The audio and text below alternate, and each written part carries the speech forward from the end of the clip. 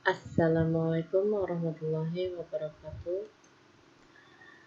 Pada kesempatan kali ini, Ibu akan menjelaskan tentang dasar akuntansi.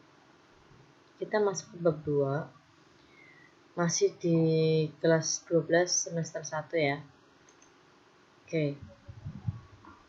Di persamaan dasar akuntansi, nanti kita akan membahas tentang konsep persamaan akuntansi dan analisis transaksi dan pencatatan dalam persamaan dasar akuntansi. Oke. Dalam persamaan dasar akuntansi, ya, konsep dasarnya itu terjadinya hak atau kepemilikan di satu pihak yang akan selalu disertai dengan kewajiban di pihak lain. Nah, hal ini terjadi dalam semua bentuk usaha, baik usaha perseorangan, kongsi, maupun perseroan terbatas. Sebuah perusahaan memiliki sejumlah sumber daya atau aset yang menjadi hak perusahaan, seperti uang kas, piutang, perlengkapan, peralatan, dan mungkin juga harta abstrak lainnya, seperti hak paten, goodwill, dan hak-hak lainnya. Aset yang dimiliki oleh badan usaha harus disadari berasal dari pemilik yang dititipkan untuk dikelola badan usaha dalam rangka mendapatkan tujuan perusahaan berupa laba atau memberi layanan kepada konsumen. Oke. Di sini ada aset sama dengan ekuitas pemilik. Jadi, nilai aset dengan ekuitas pemilik itu harus sama. Maksudnya apa? Maksudnya hak atau aset yang dititipkan pemilik badan usaha harus sama nilainya dengan hak lain dari pemilik badan usaha. Oke, yang kedua adalah aset itu sama dengan kewajiban ditambah ekuitas pemilik. Nah, penulisan persamaan akuntansi ini sengaja mendahulukan kewajiban ya, kewajiban dari ekuitas pemilik. Sebab jika di kemudian hari badan usaha dipilotkan, badan usaha harus melunasi kewajibannya pada tempat berutang atau kreditor terlebih dahulu. Sisanya baru menjadi hak milik badan usaha. Begitu ya. Kemudian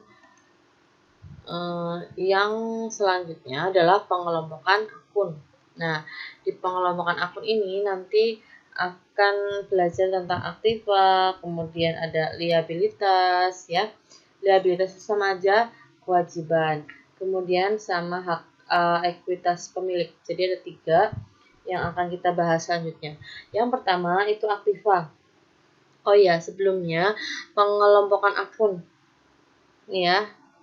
Sebelum ke aktiva, pada tahap awal pencatatan akuntansi, hal pertama yang harus dipahami adalah pengelompokan akun. Apa sih itu akun?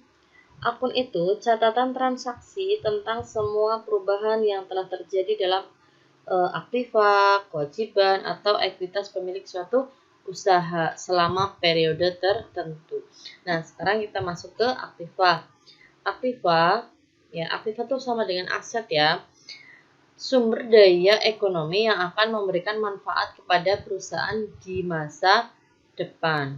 Akun aktiva yang digunakan oleh sebagian besar perusahaan adalah ada kas, ada piutang usaha, ada wesel tagih, ada beban dibayar di muka, ada tanah, ada bangunan, peralatan perabotan, dan perkakas. Oke, kita bahas satu-satu ya. Yang kas dulu. Kas. Akun kas adalah catatan dari semua transaksi yang mempengaruhi kas. Contohnya, uang logam, uang kertas, saldo bank, dan cek. Nah, kemudian piutang usaha itu berarti akun yang mencatat jumlah tertentu akibat penjualan barang dagang ya, atau jasa yang belum dibayarkan oleh pemilik, itu namanya piutang usaha. Kemudian wesel tagih. Di sini wesel tagih itu janji tertulis yang menyatakan bahwa pelanggan akan membayar sejumlah uang pada tanggal tertentu. Itu namanya wesel tagih. Kemudian beban dibayar di muka. Lihat di sini. Suatu aktiva yang disebabkan adanya pembayaran di muka dan akan memberikan manfaat di masa depan. Kemudian yang selanjutnya adalah tanah. Akun tanah menunjukkan biaya atau harga pokok tanah yang dimiliki perusahaan dan dapat digunakan dalam operasi. Kemudian yang ke-6 itu ada bangunan. Bangunan ya, biaya bangunan itu biaya pembangunan dan pemeliharaan suatu kantor, gedung, dan gudang gitu ya, yang tercatat dalam akun bangunan. Oke. Kemudian selanjutnya adalah peralatan atau peralatan, perabotan, dan perkakas. Nah, ini dalam suatu perusahaan itu punya akun aktiva yang terpisah ya. Untuk setiap jenis peralatan itu punya akun terpisah. Oke, kemudian kita lanjutkan liabilitas atau kewajiban. Nah, kewajiban tuh utang atau kewajiban perusahaan kepada pihak lain akibat transaksi yang terjadi di masa lampau. Nah, contohnya ya, akun-akun dalam liabilitas itu ada utang usaha, ada wesel bayar, ada kewajiban akrual. Nah, utang usaha itu kebalikannya dari piutang usaha. Jadi akun utang usaha itu termasuk dalam utang kewajiban jangka pendek. Kemudian wesel bayar.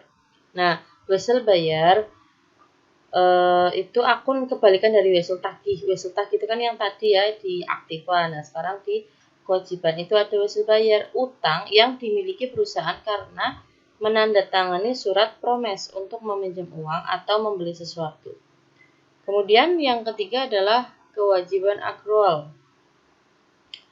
Kewajiban ya atas suatu beban yang belum dibayar. Contohnya ada utang pajak, utang bunga gitu ya. Ada juga utang gaji. Oke, kemudian kita lanjutkan. Yang ketiga. Yang ketiga itu ekuitas pemilik. Nah, ekuitas pemilik itu akunnya ada modal, pendapatan, beban. Nah, apa sih sebenarnya itu ekuitas pemilik? Jadi ekuitas sebenarnya tuh hak pemilik perusahaan atas kekayaan perusahaan, ya. Perusahaan perorangan atau persekutuan memiliki akun modal yang terpisah dan akun penarikan yang terpisah.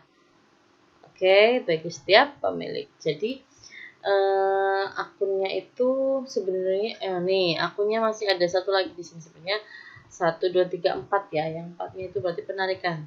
Nah, ini nanti saya ketik di sini ya, penarikan atau prive. Yang pertama adalah modal. Akun modal itu klaim atau hak kepemilikan seseorang terhadap aktiva perusahaan. Kemudian pendapatan, kenaikan ekuitas pemilik perusahaan yang terjadi akibat memberikan barang atau jasa kepada pelanggan. Oke.